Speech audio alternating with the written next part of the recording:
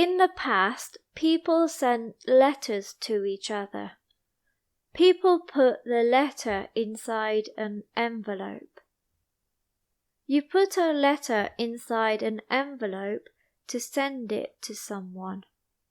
You write the address of the person you are sending the letter to on the front of the envelope.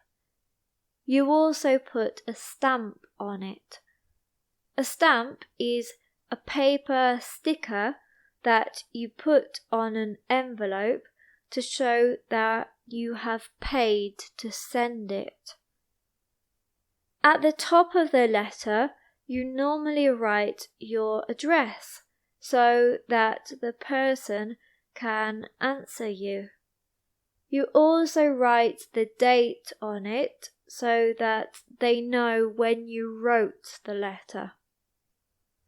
After you write the letter, you need to post it.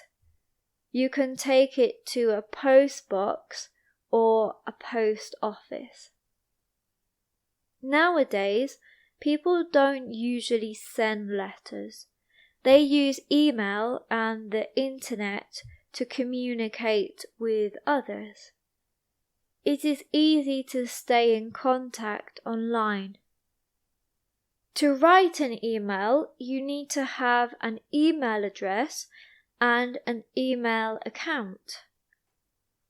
People normally write emails from a computer. A computer has many parts to it. It has a screen, a tower, a mouse, and a keyboard. If you want to travel, it is a good idea to have a laptop, not a PC or computer. If you want to share or keep files like images or documents, you need to put it on a memory stick. I put my old photos on a memory stick to save them for the future. People can also communicate through telephones and mobile phones. There are different types: mobiles, telephones, and phone boxes. Phone boxes are places in the street where you can phone from. There are not a lot of phone boxes nowadays because people have mobile phones and telephones at home. If you go to London, you will still see the red phone boxes because people like to take photos with them. To make a call, you need a phone number or a mobile number. You can call or text people who have got a phone number.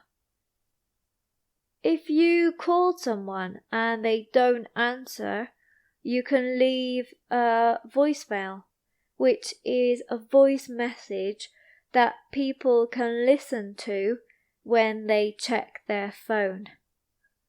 If you phone someone and another person picks up the phone, you can ask them to take a message, which means to give the message to another person. Then they can call you back later.